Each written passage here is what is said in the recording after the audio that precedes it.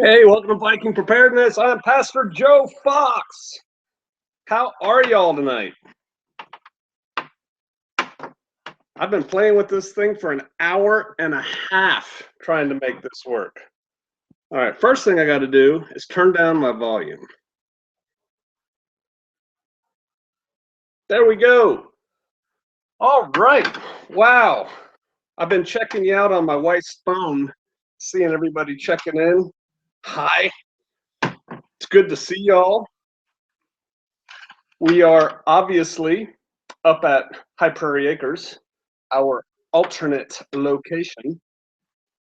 We had to come up here to do some business, take care of some things, do some paperwork and such. And it's been nice. It's been short. News in the Fox household. I have three older children, as a lot of you all know. And two of them are school teachers, and they are both getting new jobs next fall. And we are stoked because right now one lives 11 hours away and the other one lives about 7 hours away. And they're both moving to within 3.5 hours away from Shofar Mountain. And so we're very excited about that. And my daughter, my eldest daughter, came down to visit us and her car died, her truck. It's like a theme in our house, right? And so she left it there, rented a car. We rented the car, and they went home. And then we brought their truck up here. They brought their car to us here at High Prairie Acres. We did the little switcheroo this morning, and life goes on. Let's see. Did y'all have a good week last week? Good week, right? Important week for all of us, I think, most of us anyway. Came up here, it's different here, right? At High Prairie Acres. Not as many trees, obviously. It's Kansas, not the Ozarks. And my lawn was turning into a jungle up here. The grass was about, I don't know, that high, and I started getting curly dock growing. And so I went out and I mowed it, and it was soft. The ground was soft. Have you ever been on a gravel driveway? That's what our land and our ground is like at Shofar Mountain. It's very similar to a gravel driveway, and we use the back to Eden method to grow our veggies, and it works great. It has worked very well for the last couple of years, and yet and still, I so appreciate that just deep, rich chocolate cake earth. It goes up to my elbow here. And I was just thinking about that today. All right. As sports fans, this is not coffee. Mm, sweet. Could you get me a paper towel? Thank you. All right. World Sit Rep. And then I'm going to put my glasses on. They make me look like Opa. Yes. And I'll be able to see your comments. Let me try and do that here. I'm new at this, gang. I know a lot of people said, are you going to put this up so I can watch it later? I'm really scared to do anything on this computer. I don't want to kill it. I'm going to try for the $3 and up patrons to do that. But so it may be a little goofy at times, and we'll get better as we go along. This is learning. We've done the test shot, right? A lot of you were there for the test shot. So today we're getting serious about it. World Sit Rep. Talked about this a little bit already, but there's some new things. You remember that we fired almost 60 missiles, cruise missiles at Syria at an airfield. You can't touch this. And ticked off the Russians. They said no more of that. The Iranians said no more of that. But it made a point, didn't it? It made a point that this president will shoot. And I think that's why he did it. And then, did you hear? I'm sure you did. You guys follow the news, right? Did you hear that We dropped the mother of all bombs in Afghanistan on a cave complex. Now, the North Korean stuff, whether that's artillery or uh, nuke testing material or any of that kind of thing, it's all in caves and mountains. And so, wasn't it convenient that we dropped this big old bomb on a cave complex to demonstrate to the world once again that we will, too, that we have a better one than we used in Iraq the first time around? Little story about that.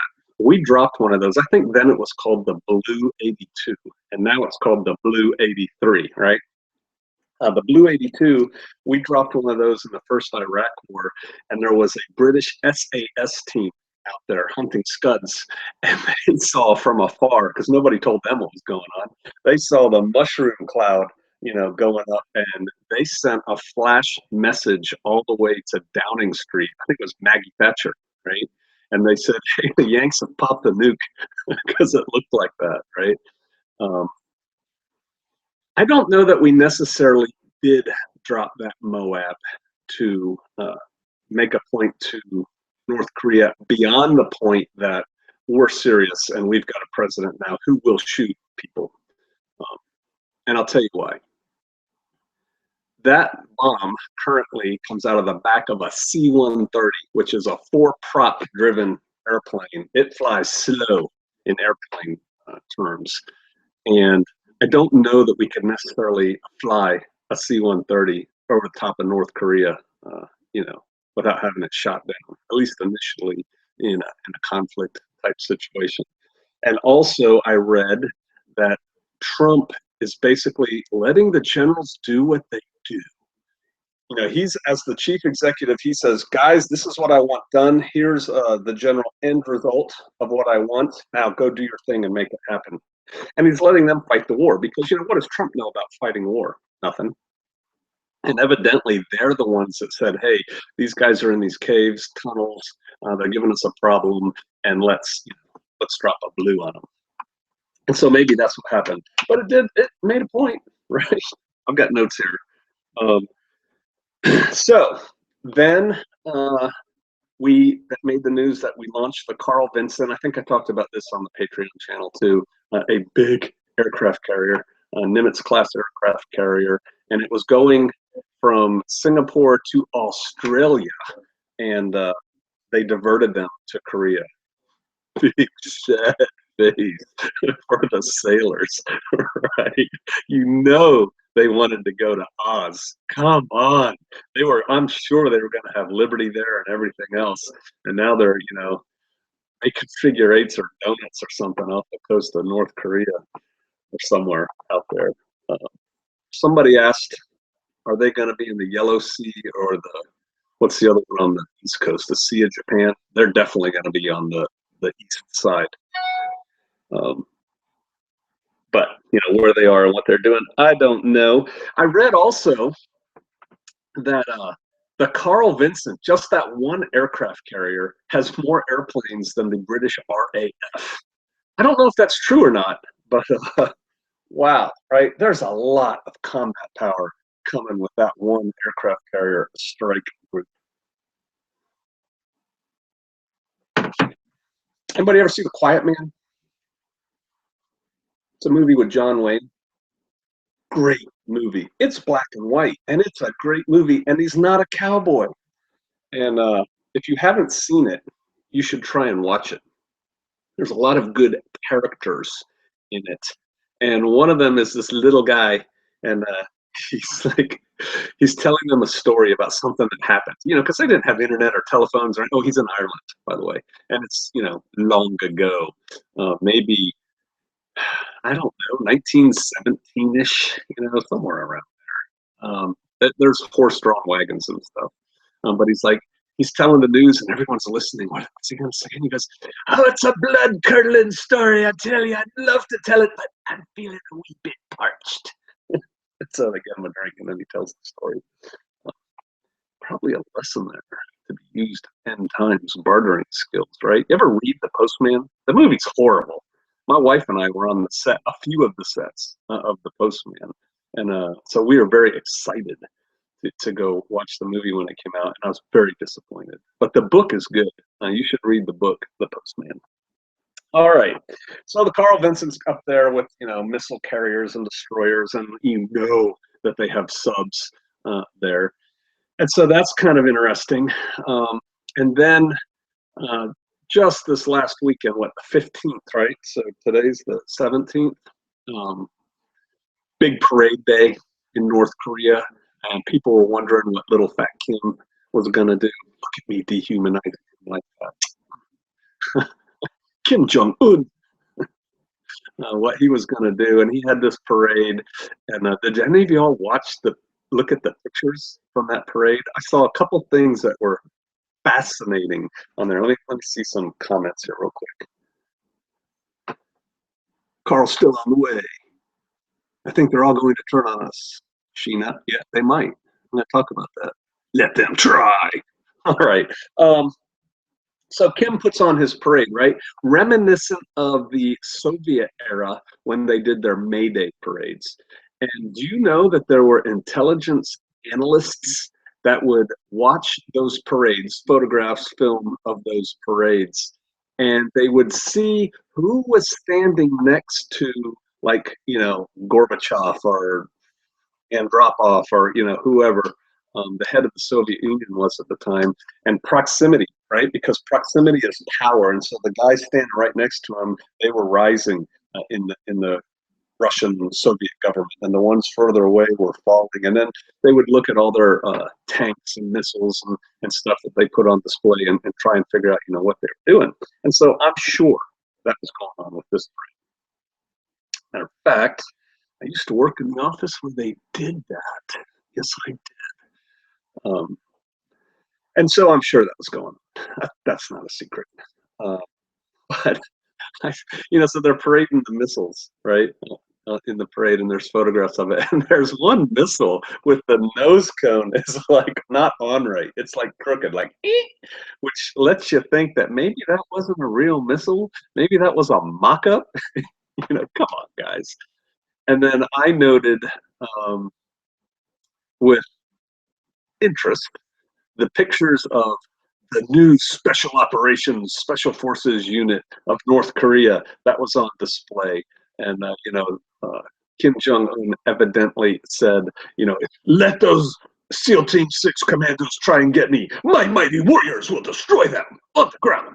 It was like a British newspaper, I think, put it out, and they said, look at all these soldiers with their night vision goggles and their grenade launchers. They all had grenade launchers on their rifles. And so I blew up the picture and I looked at it, and a couple things hit me right away. And darn it, I was going to bring my other sunglasses down here to do a little Gangnam style. All these guys are wearing like these Psy Gangnam style sunglasses with their Kevlar helmets. Man, wouldn't you like to have bought stock in Kevlar helmets like 10 or 15 years ago? Everybody in the world's wearing those things. And then they had what looked like night vision goggles on their head. And then they had what looked like shorty AKs. The nickname for that, those little shorty AKs, Russian version, is Suka, which is my dog's name, but it means something different in Russian. But it's the little, AK like that Osama bin Laden was always posing with. Except theirs had like a fold over the top, like paratrooper version, the stock folded up over. And then it had what first look, it's like, man, those things are too fat to be grenade launchers. And then I was thinking, why would every commando carry a grenade launcher? That's a lot of extra weight to be carrying. I could see a few of them to even several of them carrying grenade launchers. And so I started looking at it closer and blowing up pictures. And you know what that was? That wasn't a grenade launcher, but it was just as goofy, if you ask me. That was, I think they call it helical magazine, like a rotary tubular magazine that fits on the gun. You can see it goes into the magazine well, and it probably holds, I don't know, 70 rounds or something. So they took a short little handy AK and they put this like 10-pound magazine on the bottom of it. I don't see that as a, cool thing. I don't see that as helping them do their job as anti-terrorist commandos or whatever they're supposed to be. But whatever, it's not a grenade launcher. The things people read in the press, and that story about all these guys carrying grenade launchers just went around and around and around, and all these different news organizations. They're all armed with grenade launchers. Well, they're not. Okay, it's a big magazine on their gun. And then I looked at their body armor, uh, for their top tier counter-terrorist forces or whatever they call them, special operations. Wasn't real impressed with the body armor. Just saying. It looked like soft body armor to me. I'm sure there could have been a plate. They had a big zipper right here. You could stick some plate down in there. But yeah, I don't know what they're doing. I cannot see what that says, sweetie. Let me see. What about it? Oh, I'm going. Don't worry. We have time. We're gonna cover the world. My wife's got to sign up on paper towel turkey because I can't see your comments. I should be better, right? I should be more responsive. All right, let me see here. PJF, you said it's coming and it will happen fast. Clues as to what it is. We'll get there. Remind me of my calico pistol bags. Exactly. More bullet, more Yankee kill. Very good. High tech. Buy now. You want goat? Well, I don't know that North Koreans have goat, cheap or not. They're starving to death, right? All right, so that's kind of it for the North Korean soft. They had, when I was active duty special forces oriented at North Korea, so we knew, I think, everything there was to know about our opposition. They had 100,000 North Korean special operators. Now, what a special operator is in North Korea and what a special operator is in the Western military, quite different, right? But dude, they had 100,000 special operators. That wasn't counting their infantrymen and artillerymen and tankers and logistics, and it's a lot of dudes. And as we used to say, quantity has a quality all its own, right? So there is that. And then just staying with, we're going off track on the world situation a little bit. We'll come back, I promise. But staying with the special operations theme, I saw on Drudge today that Norway, and actually Norway, if I had a bucket list, it's on my bucket list. I would like to go to Norway someday. Norway has the first ever all-female special operations unit. So I read that with some interest and glee. I did a great, I think, video a couple years ago. I can't remember what it was called, but it was about women going to ranger school, I think, when they first came up with that brilliant idea. And so I read this article, and in one sentence they say, and the girls, they call them girls and boys too, which is, maybe something was lost in translation. They said, the girls can do everything the boys can do in special operations, and we carry the same weight, and we do this, and we do that, just like the boys. And in fact, we've had to raise the standards for the women. Okay, wait a minute. So if you do the same thing as the boys, why did you have to raise the standards? That's one. And then two, in the next paragraph, they talk about they have to do a 4-mile ruck. They call it a run. And the women have to do it in like 52 minutes with X amount of weight on their back. It was less weight when I read it than we used to carry twice a week just for physical training, for exercise. And we would do 6 miles at a faster pace. And we weren't running. We were moving out. We were stepping out. But we weren't running. And then it said, and the men have to do it in like 48 minutes, less time. So they're not doing exactly what the boys can do. And I just don't want to get on a rant on women in the military right now, but come on. Oh, and then the other thing, I guess I'm still there. They said we need these women because when we're in places like Afghanistan and we have to search women or question women, those kinds of things, we need a woman to do that. And so we need women to go along with our special operators who are doing this kind of thing. That's true. And guess what? We've had that. in our Army for a while. I can't remember what they called them. FETs, female engagement teams. And they were some high speed women in our military. They had to go to a selection. It was at Fort Bragg. And, it was arduous for them. And they learned some special operations techniques so that, they wouldn't have to be babysat and held by the hand by the operators when they got off the helicopter and went into a village. And they were good, and they were tough women, and they were competent, and they would shoot you dead if it came to that. But as far as doing the things that the guys do, all right, so I'll leave that at that. All right. So, did you see? It was on Drudge last time I checked that the U.S., as you know, the Carl Vinson, I think it's already on station, quite frankly, but it's close to being near North Korea. And then they said also, it's a Russian report, that there are 2 other carrier strike groups en route to Korea. One was the Eisenhower, which is currently undergoing testing and trials. It had some refurbishment done on it in Japan, and now they're out testing it, and it shouldn't be ready to do anything until like mid-May. They said that one was going early. They pulled it out of Port Japan. They were sending it, and then they said the Nimitz was steaming towards North Korea with its group. I've been on the Nimitz, and one aircraft carrier is impressive. I told you how big it is compared to the British RAF. 3 is like, oh yeah, it's go time. And so this story was everywhere.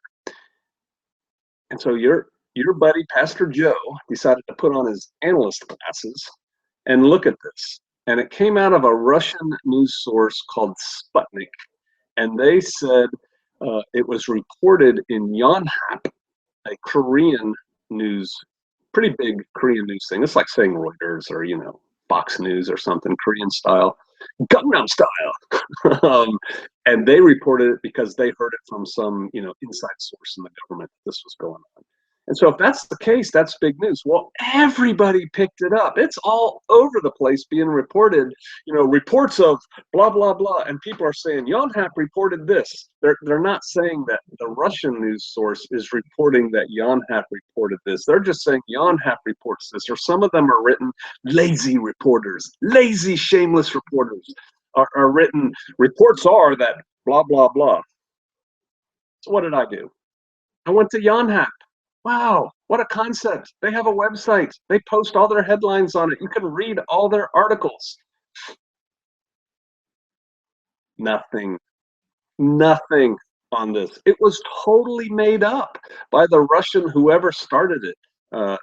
Influence operations, stirring the pot, propaganda. Our CIA is good at doing that stuff. I guess the Russians are getting better. But, I'm sure this will be reported on the talk shows tomorrow. Oh, 2 more aircraft carriers steaming. It'll come to the point where somebody asks Sean Spicer about it. Sean, we're getting reports that 2 more aircraft carriers are going towards North Korea. What do you have to say? You'll have to talk to the Pentagon about that. Whatever. I'm not saying they're not. I'm saying the report is totally spurious. Right? Not happening. And so I would encourage you all, especially on the internet, not to take anybody's word for anything. It's the World Wide Web. You can do some research yourself. And so get out there, and when somebody says somebody said, go see for yourself. I don't think that's happening. And so, because I was thinking, when I first read it, I believed it. I read the article, and I'm thinking, as I'm reading the first article, and I'm thinking, wow, if we are in fact sending 2 more strike groups to North Korea, it's game on. And the American way of war is to just mass forces and then attack. And that's great if you have the time and the ability to do that. But I think the Koreans probably learned just by watching how we fight wars that you don't want to let the Americans build up, because once they're built up to the point they think they're good to go, they're going to go. And so hit them first. Let's see what happens. Or give up, capitulate or fight now. That's really your options if you want to have real options. Um, and so I was thinking those things, and I'm thinking, oh, if that's the case, I think this fight's going to start within 48 hours. I don't think that right now. Matter of fact, I watched Spicer today, Sean Spicer. I'd love to tell you what I saw, but I'm feeling a wee bit parched.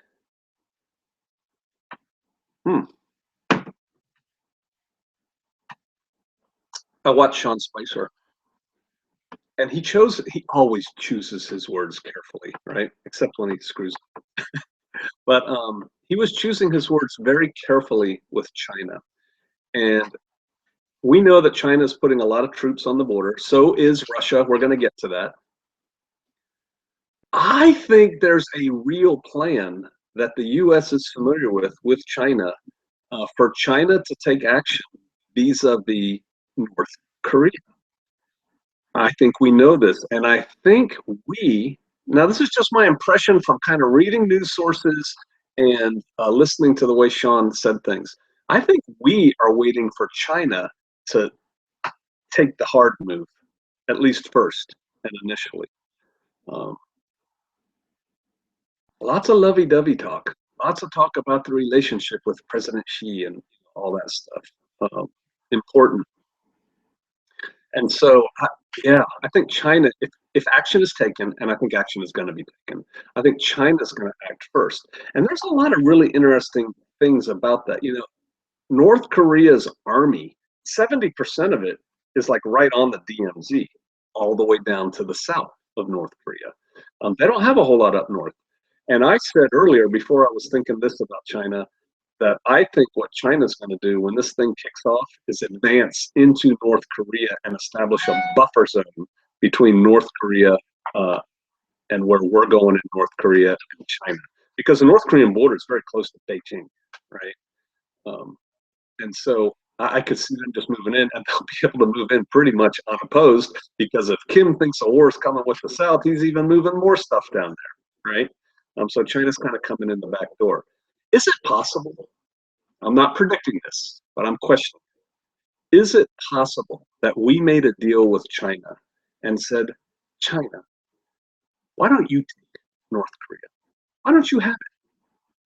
We'll let you have it.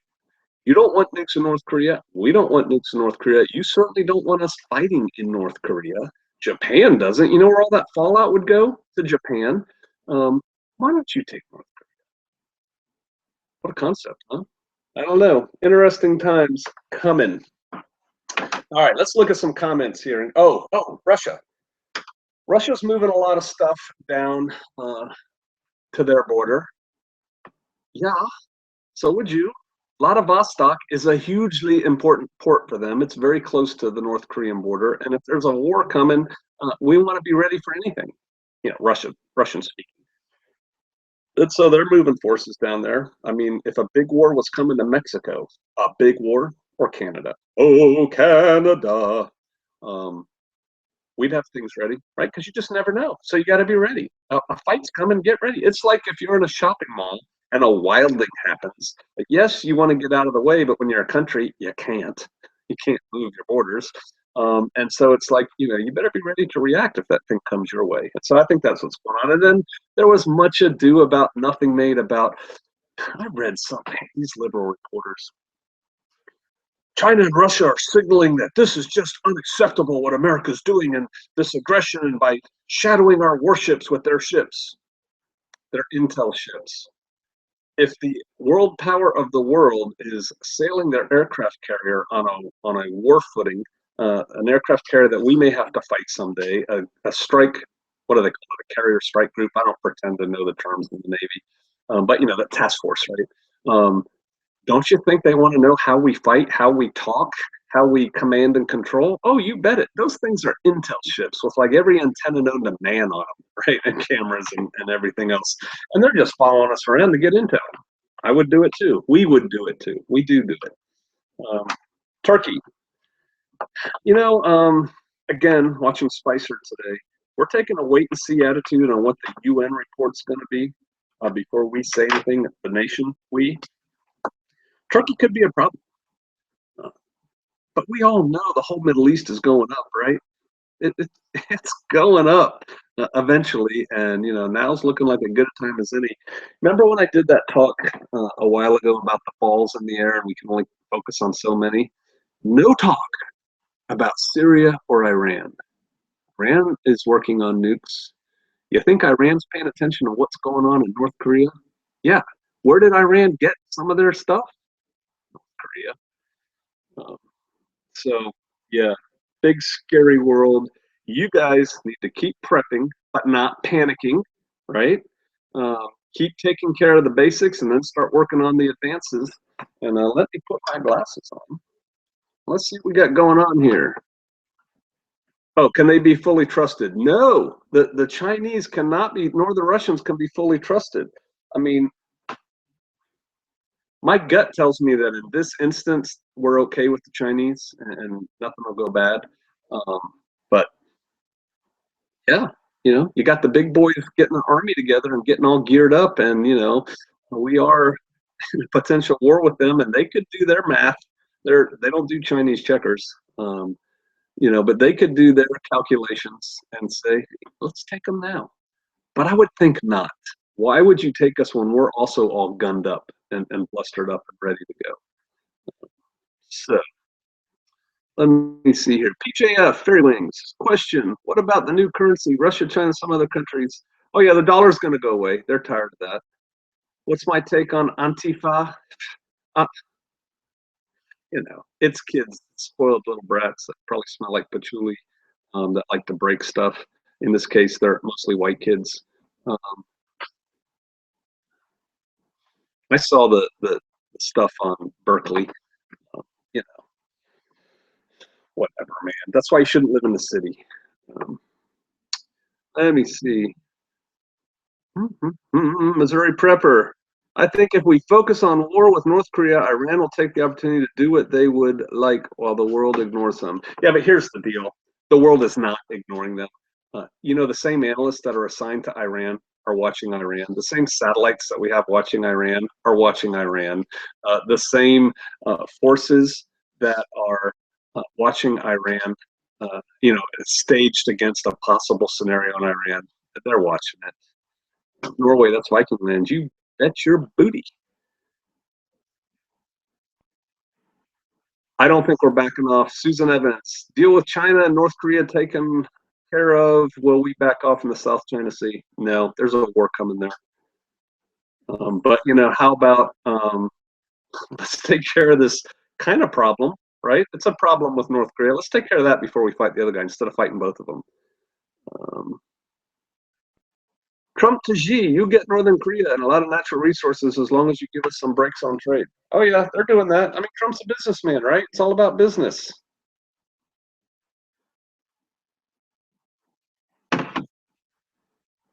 What's this about Bundy and Patriot? My staff is busily working here and they're handing me stuff that we need to talk about. Bundy and Patriot. Um, the crew that came out and did the documentary with us, not on us. We were a part of a documentary they're putting together, which I can't talk about what they're doing. They didn't tell me that specifically, but I think it's just a courtesy. They watch this channel. If they want to tell you what it's about, they can tell you. Um, but they just finished. They just wrapped a documentary on that whole Bundy standoff thing. Matter of fact, that's how they found me, by my video that I did on Finicum. But I don't know what the question is. I'm finally ready to buy. Hey, William Welch. Appreciate you. You know I do, and I'm glad you're ready to buy land. Do it. Did I tell you this before? I think I did. I saw a video of a couple. The woman had like a big owl tattooed on her neck and chin, and big gauges in her ears. So probably not the kind of chick that would hang out with me or that I would hang out with, right? You would think. I thought she was cool, and she and her man were living on just like an acre off a dirt road in the Ozarks, and they were making it going. And I appreciated what they were doing, and they just bought a little bit of land. So I know the Bible spells it all out, Norfolk. Uh, I was at the conference. I don't know what that's about. There will never be a draft. There might be. Moosebeard wanted to talk about his church being a prep place and the advice for him. Okay, that's a good question. Who is that from? Moosebeard. Moosebeard. What kind of sound does a moose make? I've never had the option to hunt moose. Your church is thinking about being a prep place, is that right, sweetie? What advice do I have for you? A bit. We turned our church in Kansas when I was the pastor there. We had a vision for taking care of the local community should things go sideways. And to that end, well, first of all, I started with the congregation. And to say I turned them into preppers is a bit of a strong statement, but I highly encouraged it and assisted them. And we had classes frequently. And a lot of those classes are on my old blog, vikingpreparedness.blogspot.com. Here's one. Here comes a shameless plug. Here's I can't see if you can see that. I'll just hold it here for 30 seconds because we're on a 30-second delay. Dun, dun, dun. Anyway, here's a family that was, here, I can do this. That was at my church. And here we go. Click on here. There we go. All right, so there. And yeah, so our church was mostly preppers. And then we started prepping for people we didn't even know. And so we put together care buckets. We bought a whole bunch of those Homer buckets. And we put in like toothpaste and soap, travel soaps, because I was traveling a lot at the time, and toothpaste and brushes and wash rags. What else? Blankets. Got a bunch of blankets in there. Shampoo, stuff like that. Just care in case somebody's house burnt down or something, we could just hand them that to get them kind of sorted out a little bit.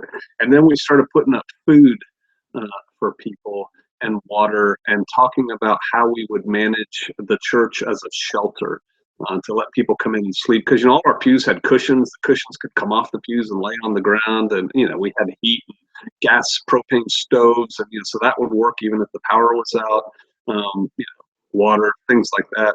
And then in conjunction with that, at the same time, I was a Boy Scout troop leader, and I took my troop through a Red Cross shelter management course, and we learned about how to manage shelters and things like that. And so I would say advice to you is to get your people squared away first. You can't help anybody if you can't help yourself. And then start thinking bigger. You make circles, right? And you make bigger and bigger circles. And the first circle has to be around yourself and your family, and then it's around your extended family, your community, your church, whatever. And you just make those circles bigger. That's my advice to you on that. Moose beard. Let me make this bigger. All right. Happy Hunger Games. All right, good.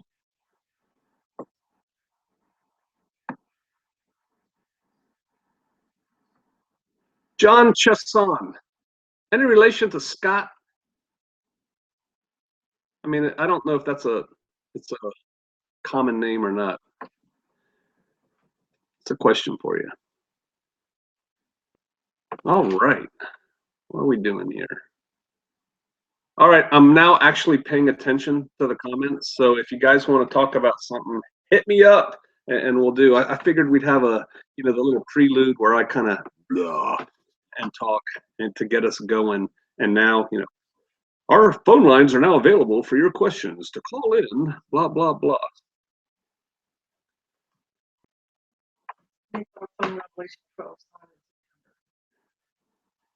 Yeah. Shalom, Richard.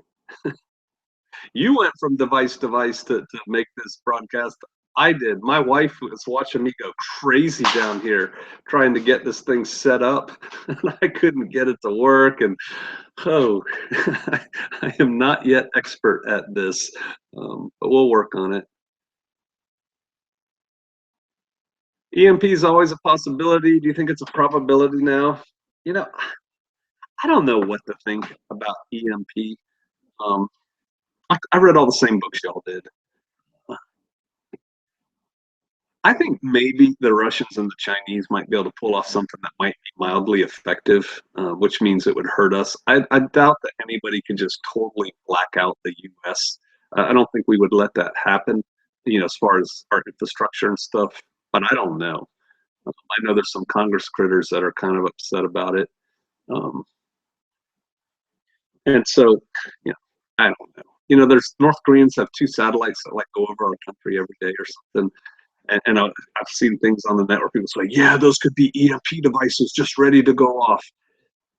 Did y'all read about that space plane that we had up there for like the longest time ever? It's top secret mission, and it came down, and I think they launched it again or something.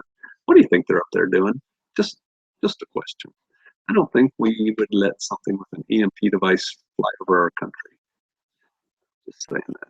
When do I think this thing will go sideways? Anytime within 72 hours, but I've said that forever.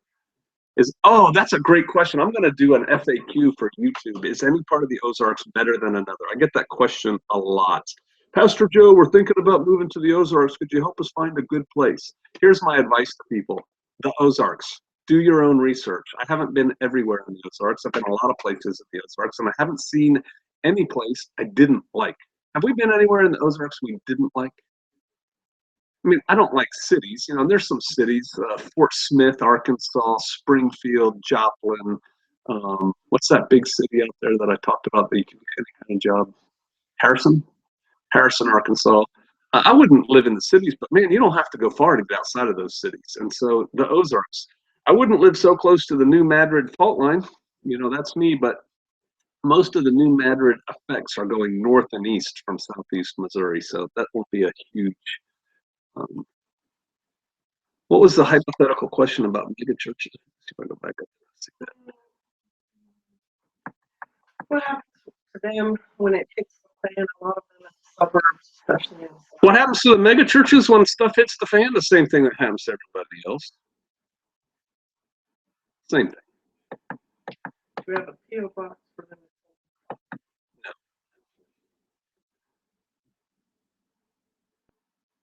Does Russia and China have their own variants of deep state, or is this a Western feature? Yes, they do. Is Putin really in control of Russia, or are the oligarchs able to exert influence contrary to Putin? Putin is in control, the oligarchs execute influence, and Putin pushes back. That's the reality of life. The Ozark National Forest in Arkansas is all over Arkansas. It's not one big forest. I guess I should read the questions before I answer them so y'all can see them.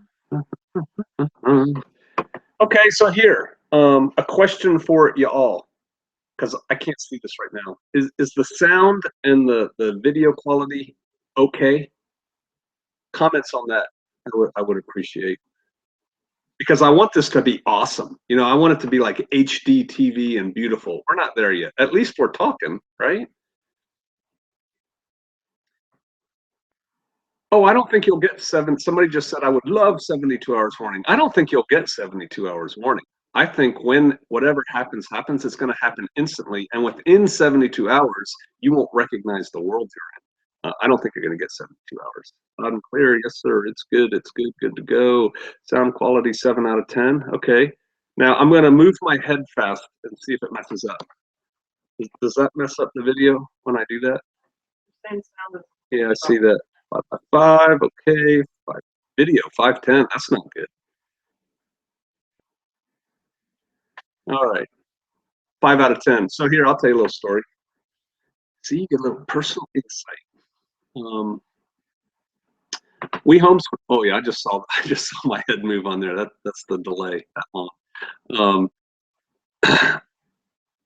We homeschooled our kids up through like middle school, and then we put them in high school because we wanted them to have the high school experience. We homeschooled our children primarily for education reasons, not moral religious reasons. Things weren't quite as bad.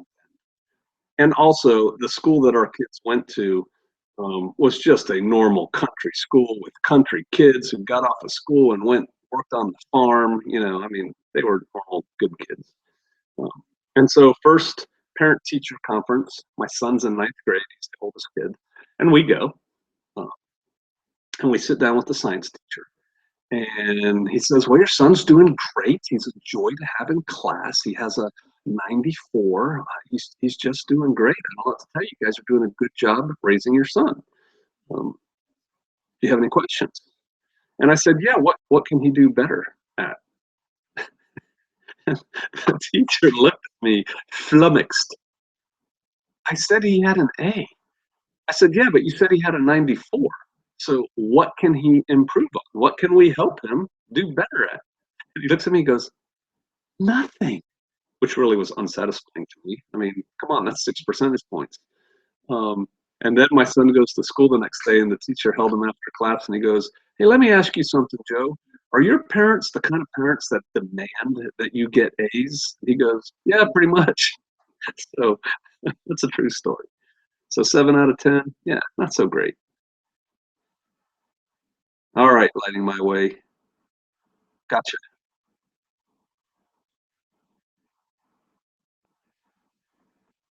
Why give China North Korea? Because China's a time bomb in the future? Yeah, but if China could take North Korea without North Korea attacking South Korea and destroying Seoul and all those people, Seoul's a mega city, right? It's one of the huge, biggest cities in the world. Everyone's so packed in there. Well, there would be a lot of loss of life. There'd be a lot of loss of American life in a fight. So I say, good to go. All right.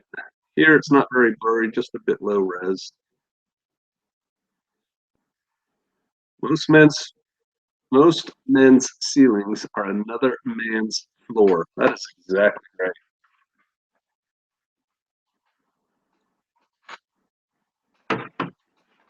Yeah, how does Turkey being in NATO affect their move into an Islamic dictatorship? Political correctness is going to kill us, right? Political correctness is killing Europe. Oh my goodness. Why we ever let them into NATO is beyond me. You're racist, Pastor Joe. No, I'm not. But speaking of, I was just trying to keep you guys from getting bored. Let me go back to my picture here so I can see what I'm seeing. Let's see here. Click on here. Bam. There. That is my grandfather Fox. His name was Joe. And my grandma, Beatrice. And German, right? Both of his parents German, both of her parents German. He got off the boat from Austria, right? She was like a second generation American. My mom's side, German. And my dad just had the DNA test done. I don't know by who. And my brother wrote me an email and goes, "Dad got his DNA test back, and let's just say we're not all from the master race." And I said, "Whoa, what's going on, man? You know, who are we?" He goes, "I'll let Dad tell you." You know, he's got a pretty good poker face too, my brother. So I'm kind of interested. What's the genetics of these people here? Joseph and Beatrice.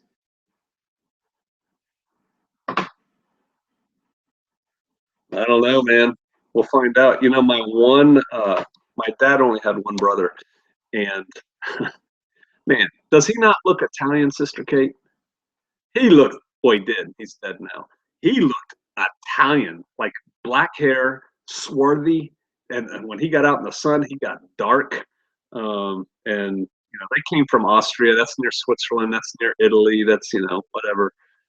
But interesting. My dad, when he grew up, had blonde hair. He still has blue eyes and very little hair. You saw a video of him. All right, let me go back to the comments. Anybody want to see Sister Kate? She's sitting here. I could bring her on board if you guys want it.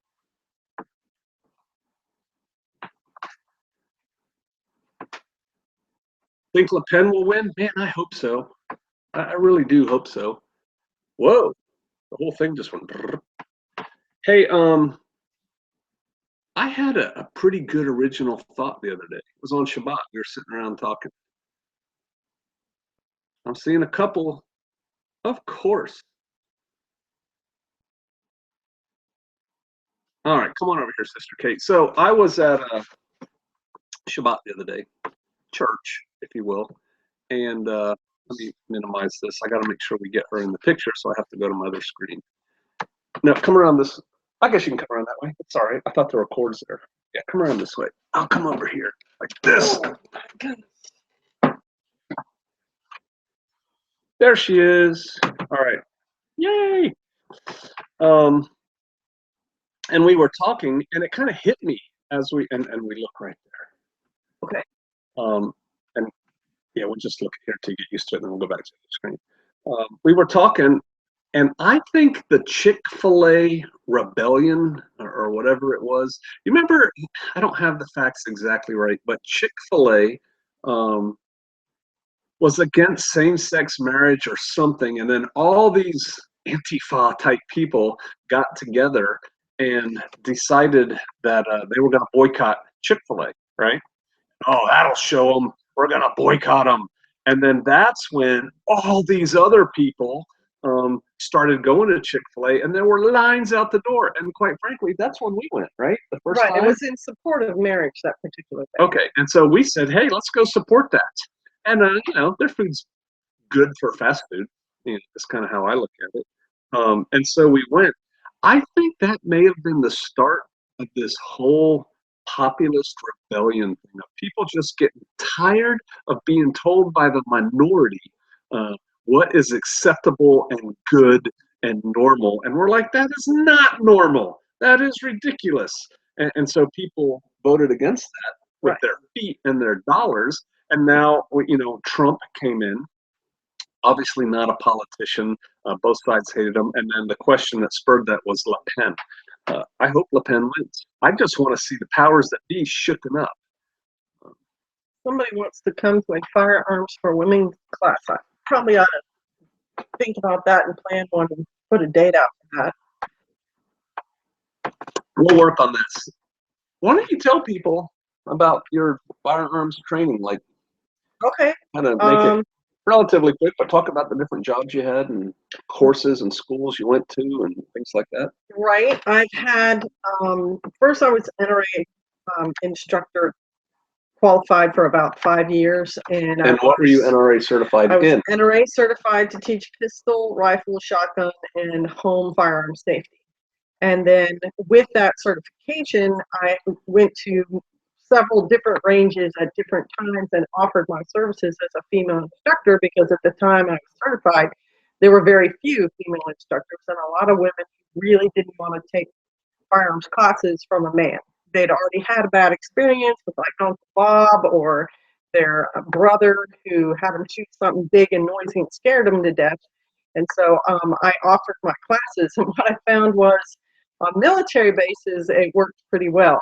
But when I went into the civilian world, they would see me give my class, and then they would send one of their instructors to the NRA, and then they would do it in-house. Yeah, because they said, yeah, we can do that. We don't can have do to that. pay this chick to do We it. don't need a consultant after we see how she does it. And I've been teaching private lessons on and off for about 20 years, and the occasional group class for friends and strangers. You taught the women at Round Prairie. Right. A couple different classes. You taught the women, the Shofarian women, right. a couple different classes. Taught Shofarian and the women, neighbors. yeah, and neighbor women, and almost every single one of them had some kind of horror story, loud noises, flashes, breaks her confidence in her ability to do this. And my main thing in my class is just to make you feel confident, understand exactly what's going on, and then get you to do a little plinking so that you know you're fine and you're safe while you do it. So we'll look into that. We'll talk about get that. Back to you. Yeah, we'll try to set a date on that. Okay, good question from Bowman 82. How important is a gas mask to my supply right now? Not. Well, where do you live? Do you live in a city? Do you live in a populated area? Maybe. I see a lot of people comments on the internet, different places I go, saying, "Can you watch those comments while I'm talking?" Yeah, that's what I'm doing. Saying things like, I got to get ready for nuclear war. I need a gas mask. You don't need a gas mask for nuclear war. Man, get this book. Fallout. You just need to keep fallout from getting in your lungs. And this. Good book. different shelves. You can do it. All right. I can't get it out. Life After Doomsday by Bruce Clayton. Really good book. But you don't need a gas mask for fallout. But you may need it to evac through an area that's had a chemical spill or something like that. Or, you get caught up in an Antifa thing and pepper spray and CS and stuff is going around. But yeah, low on your priorities. We have gas masks, but we also have everything else. So. Ever done a sermon on Gog and Magog? How does that relate to Turkey and Russia? Yeah, I haven't done a sermon on that. I don't really do a whole lot of topical sermons. If you want to see my sermons, a lot of them are on Shofar Mountain, the YouTube site, and I have a very old site called Pastor Joe Fox, I think, on YouTube that has some sermons. And typically the way my sermons go is wherever we left off last week, that's where we pick up next week. Some weeks we only get through one verse in the book we're in. Some weeks we get through 15. It's kind of how the Lord leads me. But yeah, There's a good one. You weigh Bill Cooper's Behold a Pale Horse. What's the most powerful book of that genre that you have read? Yeah, I don't know. I have so many books. But this is an interesting book. There's a lot of interesting stuff in here. Behold a Pale Horse. Does that look normal to y'all, or does that look backwards? Because to me, when I'm looking at this, it's all backwards. Looks like I'm looking in a mirror. I'm kind of interested. Can you see that or not? But this is an interesting book. I read a book at an influential point of my life. I'll go get it. Talk to the people. I will hold down the fort. Tell them about your book. I'm pretty sure gas masks are useless if you have a full beard. I think you need to have a seal that'll come right up under your chin. I know that's true at least for like firefighting equipment, and that's why firefighters don't grow beards. They can see your book normally. Thank you for commenting on that. Oh, I can't find it. Oh, thank you. Thank you. You gotta say what you're thinking. Right, I'm going to, sweetheart. We're a good newscasterly type team, they said. Thank you very much for trying really hard. It's being our first time. Have y'all ever seen a Japanese newscast? I should just Do you know how to do that first? Yeah. Hi. Hi. Hi. So these are the very important things that you have to pay attention to. Hi. And this is the best book that I read in a long time. Hi. I call them hi girls. I just said hi. I read this book at a young age. I don't even know if you can get it anymore. This kind of opened up my eyes a lot. There, can you see who it's by? Man, what does it say? Be aware of the New Age movement and the Illuminati 666. But there was a lot of interesting stuff in here that I didn't know when I read it. I think I got this book in the 80s. Hi. You can stop now. I didn't marry a high girl. It was published in 1983 by the Institute of Religious Knowledge. So this was a pretty heavy book when I read it, but I've read so many books, I don't know. Oxenwa. No. Yeah. So I have a question for everyone out there. Do you have your garden in yet? Have you gotten started on it? Because you should be getting started on it. Just saying. I tell you what kind of kills me, and every time we're up here, we come up for little short trips every now and then, is not having a garden planted here because we could grow so much food. Ooh, guess what I saw out front today? What? Potatoes. Oh, wonder how they got there. Growing here? Right out front, right out there. Oh, good wow. soil for potatoes. Sister Kate planted them in February. All right. That's right. But when we're not here, Tomatoes, sometimes the weeds we came back last year and the weeds were what, 6 feet high? Oh, the weeds get huge. And so, That's why we grow edible weeds. If they're going to be big, and think about this, lettuce is going to be in shortage this year.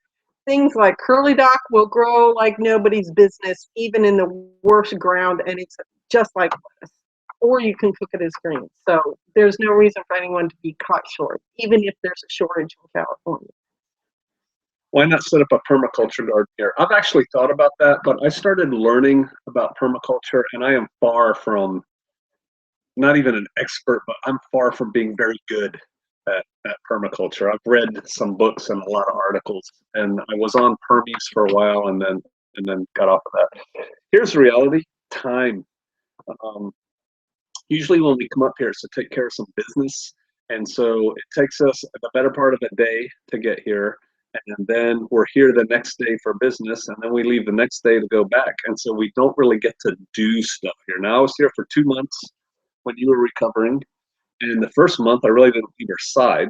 And then the second month, it was December in Kansas, and it was awful. I would argue we already do sort of have a permaculture garden here because we have onions that grow every all.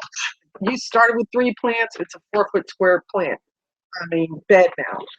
We had mustard, and the mustard was self-seeding and comes twice a year. That may have been choked out by the weeds, but I'm telling you, those curly dogs have it down flat.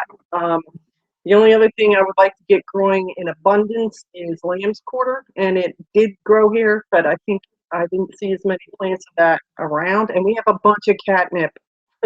So in the apocalypse, our house is going to be really popular.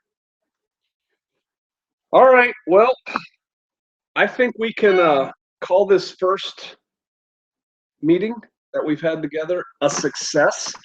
I'm glad we did it. I'm glad you were here, sweetie. Thank you. I'm sorry I drove you crazy getting set up today. I am not, I'm a really good guy to have like a tech team and a commo guy.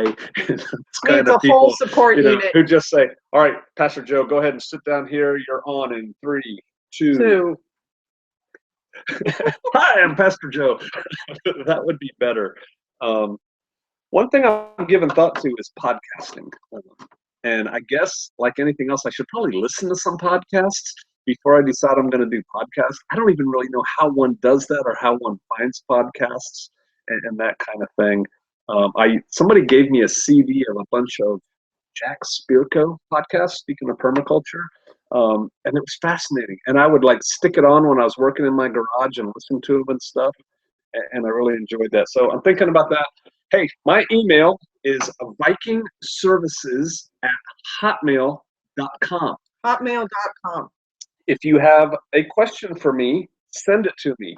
Write your level, Jarl, Viking, warrior, berserker. Write that first word in the subject. I'm getting 800 to 1,000 emails a day. I don't even open, let alone read a lot of them.